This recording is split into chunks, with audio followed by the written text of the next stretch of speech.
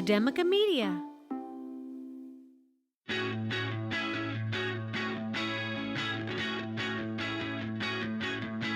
From Academica Media Studios in Miami, Florida, it's Big Ideas in Education, a weekly recap of inspiration and innovation in your schools. Hello, education lovers. Thrilled to have you joining us this week on our latest installment of Big Ideas in Education. I'm Ryan Kairalla from Doral College, joined by Dr. Sarah Boulos from Somerset Academy Schools. Hi, Sarah. Hi, Ryan. Hi, everyone. Thrilled to have you here. It's been too long. We took a break for the Florida Charter School Conference, had that cool live stream. What a blast. But great to be hanging out with you again, sharing some great education stories. And the story you have for this one, Sarah, you're after my own heart this week. This is definitely subject matter that I can get into. Tell us a little bit about it. Well, considering the fact that most kids in the United States, not to mention probably the whole world, spent the better part of 2 years accessing school and most social connections via tablets, phones, and computers, there have been a lot of changes to pediatric recommendations around screen time and kids and how often should they be in front of screens. And the Journal of the American Medical Association published a report last month indicating that another practice may be up for review: the amount of time that is considered harmful for kids to be playing video games. Here we go. In the past, research on video games in children tended to focus on the potential detrimental effects of this hobby. And I can say, as an educator, there's usually a lot of stigma associated with students who were, too busy playing video games to do their homework or study for a test. But this new research suggests that playing video games could actually be good for children's cognitive performance. This study surveyed children who played at least 3 hours each day and found that they scored higher on 2 cognitive tests compared with children who didn't play video games. The findings are based on a study of nearly 2,000 children, marking the largest investigation ever conducted to assess the association between video games, cognition, and brain function. Specifically, children who played video games and scored higher on cognitive skill tests that measured impulse control and working memory. In general, they were faster and more accurate on both tests. Children who played video games also demonstrated more brain activity in regions associated with attention and memory than those who didn't play the games. All the children included in the study were either 9 or 10 years old and completed surveys about how much time they spent playing video games. The researchers collected cognitive and brain imaging data in part by conducting MRIs. The 3-hour per day threshold for video game playing was specifically selected because it exceeds the American Academy of Pediatric Screen Time guidelines. For older children, the group recommends 1 to 2 hours of video game playing per day. The data also showed that gamers had more brain activities in regions linked with cognitively demanding tasks, but less activity in areas associated with vision. Now, of course, this was not a causational study, which is to say that the researchers are not saying that gaming for 3 hours a day is going to automatically cause your child to be better at certain tasks, but it definitely brings up some interesting ideas about what kinds of attitudes that still proliferate about video games. As you can imagine, I have a lot of thoughts about this, but first, I want to hear what you think. Well, Look, as much as I want to just fully endorse anything that even suggests that video games may have a positive impact beyond just being wildly entertaining to play in, I'm going to put my Sarah methodology hat on for a second. I'm going to try this out. You do it every week, getting to flex your doctorate and everything. And it seems like a lot of fun, but I wonder to what extent they were able to control for other factors, right? I mean, I know you said that they looked at like brain MRI studies as opposed to things like test scores, so maybe that can control for some of this, but how much of this is potentially that households that have video games maybe also be households that have access to more educational resources, and thus that might be a intervening variable in the data, I'm not quite sure. But then again, I don't want to besmirch a study that makes it seem like video games are a valuable thing pedagogically. Yeah. So I'll be honest, my first reaction to this was 3 hours is a lot of time. I mean, if you think about it, and maybe this is just, if you're listening and you're thinking, well, maybe if you don't have an infant or toddler, like the people who are on this show, maybe you have 3 hours a day that you could spend playing video games. I do miss those days. Right? But I'm thinking just outside of school, how do they have that much time to actually play? What games were included? Considering the age range of these kids being 9 and 10 years old, I was really hoping we weren't talking about super violent video games or anything like that. But if we're talking about video games that are generally geared towards that age range, maybe we're talking about more educational games or puzzle-based games or things that, we could argue have a pretty good cognitive relationship.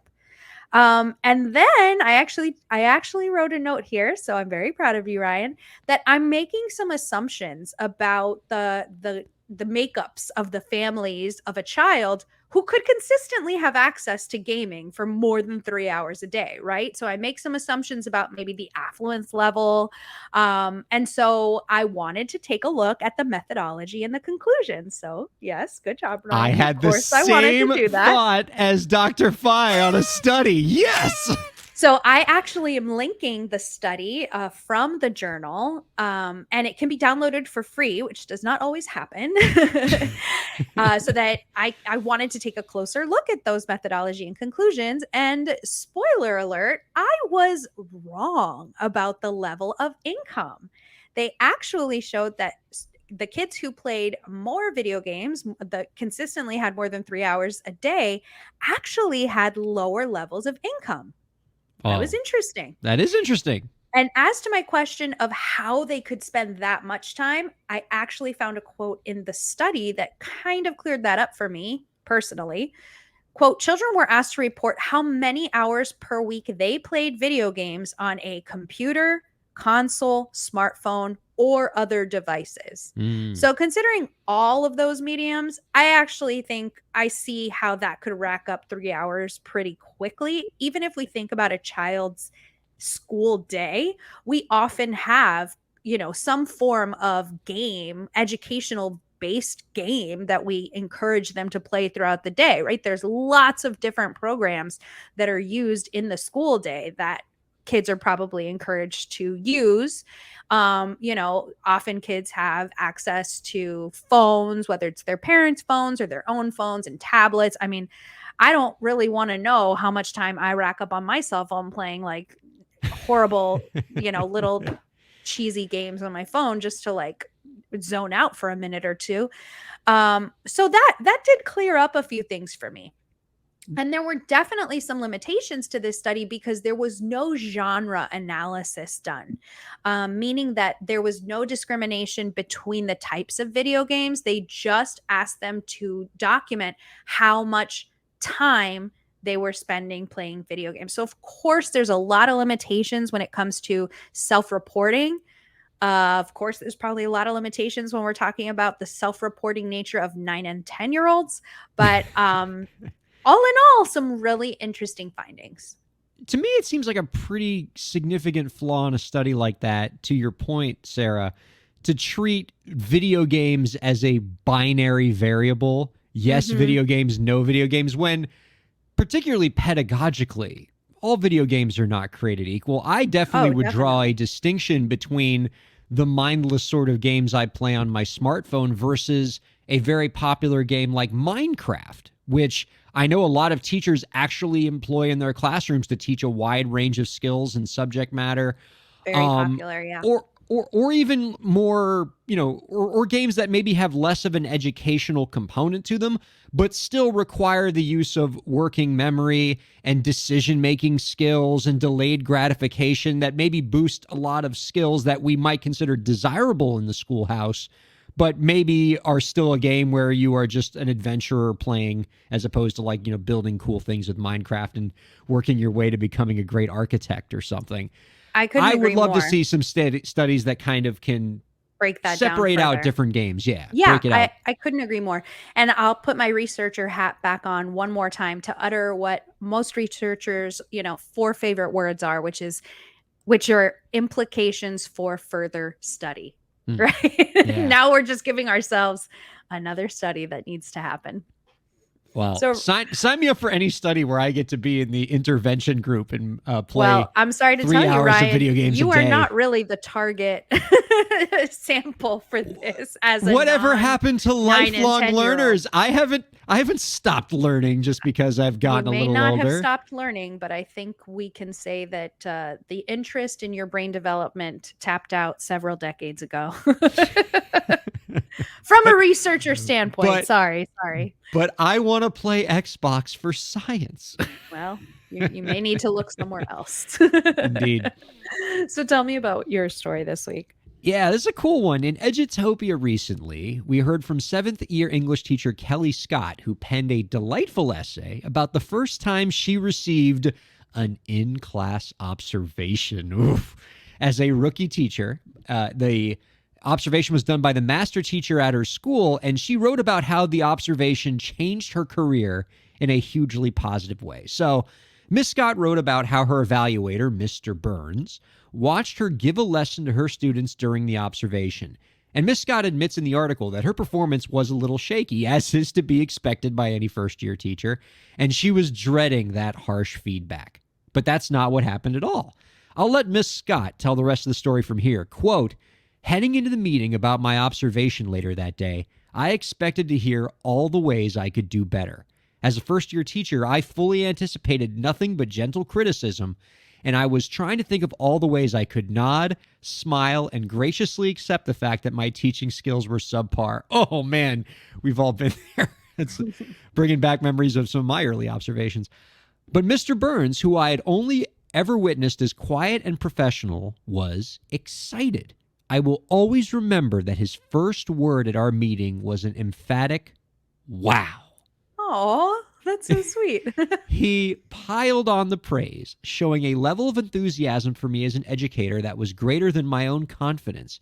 He made me feel like a rock star teacher. It was the best thing he could have ever done for me and for my students. Now, I'm sure I wasn't deserving of such great praise.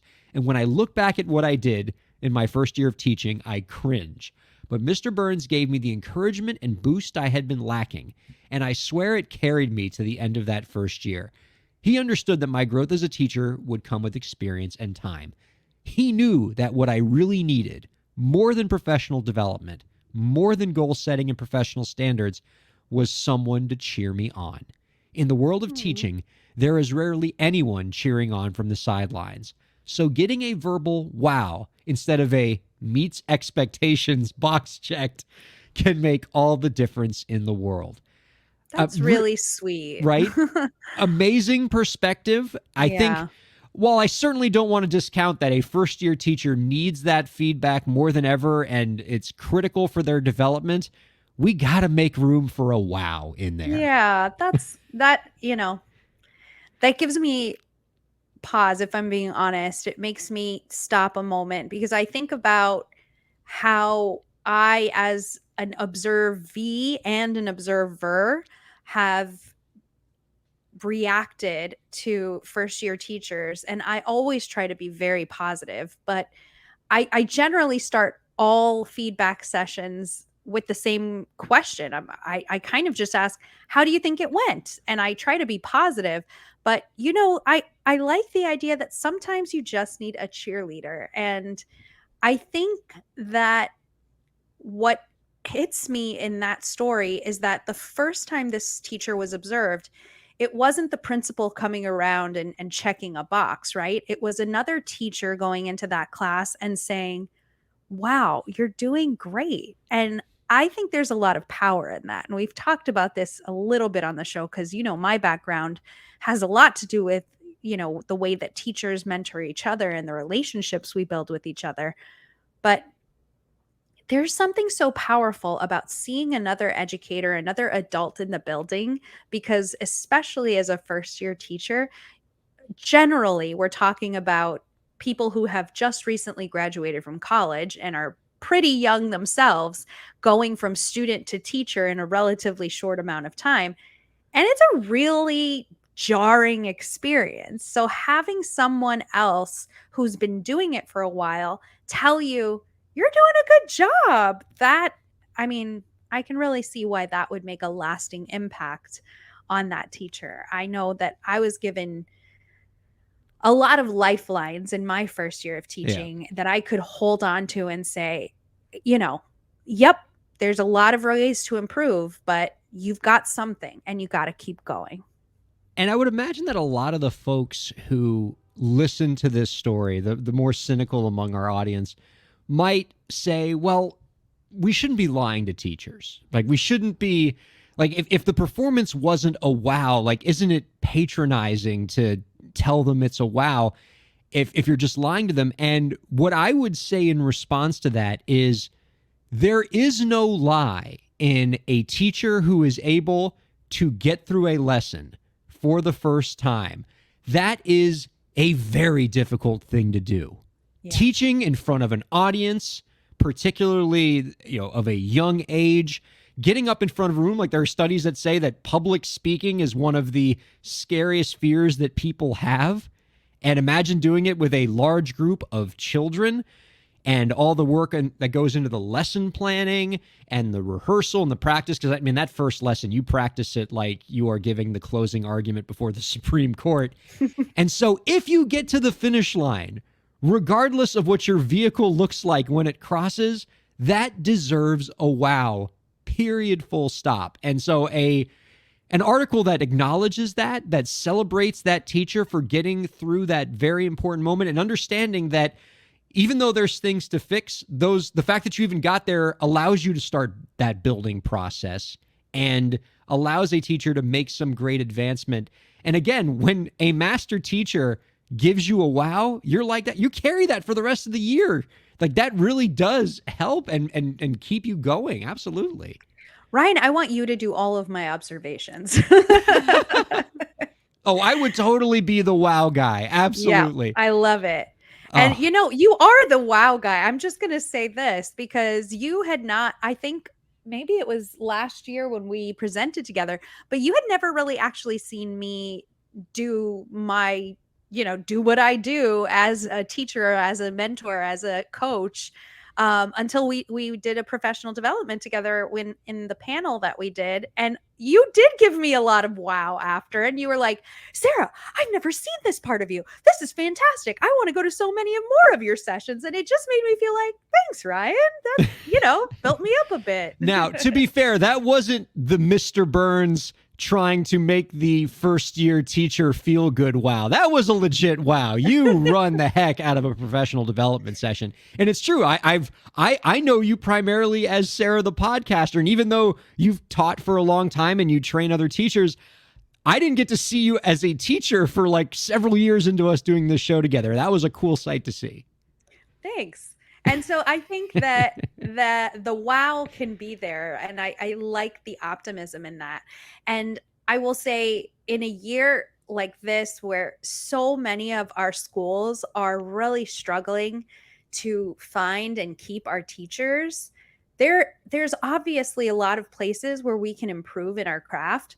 But I think we need to give a lot more space for the wow, right? Just getting through a day sometimes is a wow. And we need to be human about that and pay attention to that and listen for when people need you to be their cheerleader. A phrase that I've gotten used to saying recently is, do you want me to do something about this, or do you want me to listen to you? Because a lot of teachers just need to talk out what has been going on in their day, in their classroom. And I'm hopeful that shoulder is a wow for them, right? Is a cheerleading moment for them. A little bit of empathy and a little bit of support goes so far with our educators. Thank Without you for a that. doubt. Of course. I am really interested in seeing what our viewers and listeners think about this. I imagine that more than a few of them have been on both sides of the observation exchange. and would love to hear their thoughts on how to put more wows into that process. And also to get their perspective on video games. Maybe they have some new titles they can recommend when both of our kids are older and we actually get to play video games again for the first time in years. You can tweet at us at Academica Media with the hashtag BigIdeasInEducation and let us know what you think of our topics this week. Sarah, it's always a pleasure to have you hanging out. Thanks, Ryan. Thanks, everyone. And we'll see you next week here on Big Ideas in Education.